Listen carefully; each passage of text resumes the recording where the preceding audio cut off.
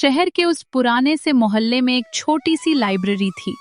न बहुत बड़ी, न बहुत चमकदार, पर वहां की शांति में कुछ ऐसा था जो दिल को ठहराव देता था। वहीं पहली बार आरव और मीरा की मुलाकात हुई थी।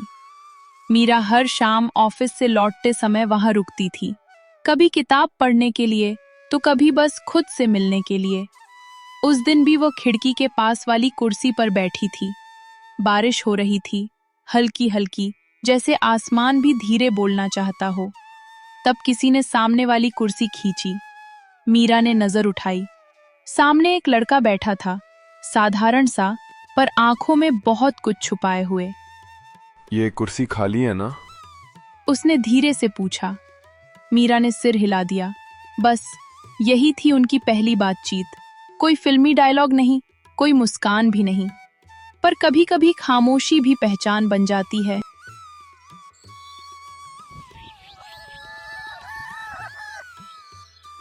अगले कुछ दिनों में आरव अक्सर उसी समय आने लगा।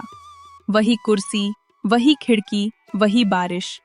वे ज्यादा बात नहीं करते थे, कभी कभी बस किताबों पर चर्चा, कभी चाय पर बहस। अदरक जरूरी है या नहीं? मीरा हंसती नहीं थी ज्यादा, पर उसकी आंखों में आरव की बातें ठहर जाती थीं। आरव भी ज्यादा कुछ नहीं कहता था, पर मीरा की मौजूदगी उसे हल्का कर देती थी, क्योंकि कुछ रिश्ते शब्दों से नहीं, सुकून से बनते हैं।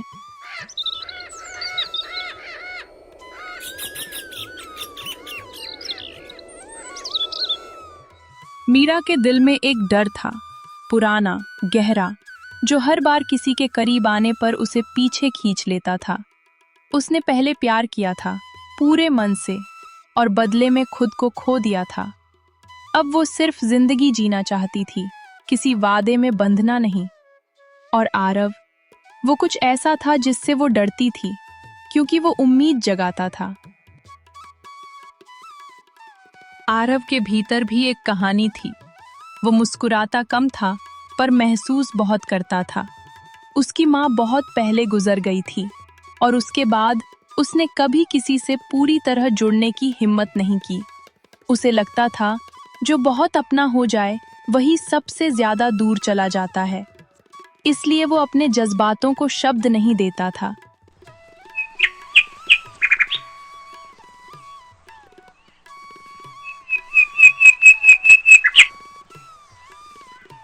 उस दिन लाइब्रेरी बंद हो चुकी थी। मीरा बाहर निकली तो देखा बारिश तेज हो चुकी थी। आरव वहीं खड़ा था। घर कैसे जाओगी? उसने पूछा।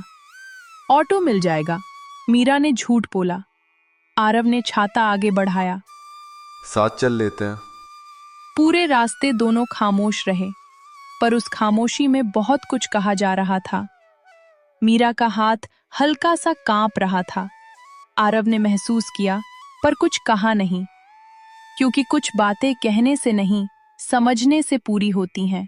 वो अधूरा इजहार। एक दिन मीरा ने अचानक कहा, आरव, तुम अच्छे हो। आरव रुका। सिर्फ अच्छे? मीरा मुस्कुराई नहीं, बस बोली, डर लगता है मुझे अच्छे लोगों से। आरव ने पहली बार सीधे उसकी आंखों में देखा। और मुझे? वो बोला, अधूरी बातों से। मीरा कुछ कह पाती उससे पहले ही उसका फोन बजा और वो चली गई। कुछ बातें बस वहीं रुक जाती हैं।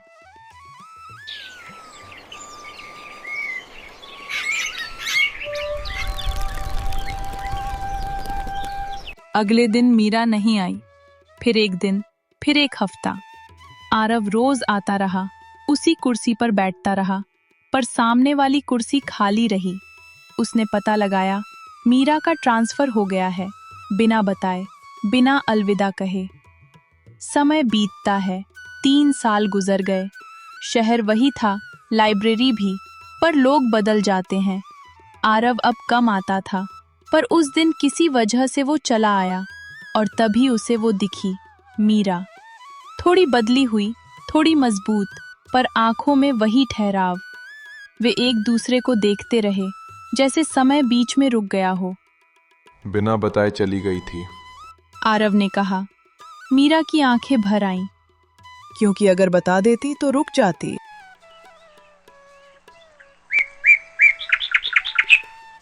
मीरा ने कहा, मैं डरती थी कि फिर से टूट जाऊंगी। आरव बोला, और मैं डरता था कि कुछ कह दिया तो तुम्हें खो दूंगा। दोनों हंसे, आंसुओं के साथ। अब आरव ने पूछा। मीरा ने धीरे से कहा, अब मैं भागना नहीं चाहती। आरव ने भी पहली बार साफ कहा, और मैं छुपना नहीं चाहता।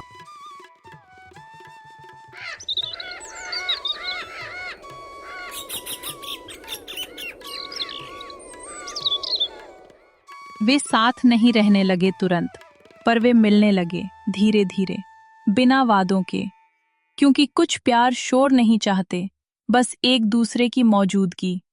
और उस पुरानी लाइब्रेरी में आज भी 2 कुर्सियां खिड़की के पास रखी हैं, जहां कुछ मुलाकातें अधूरी रहकर भी पूरी हो जाती हैं।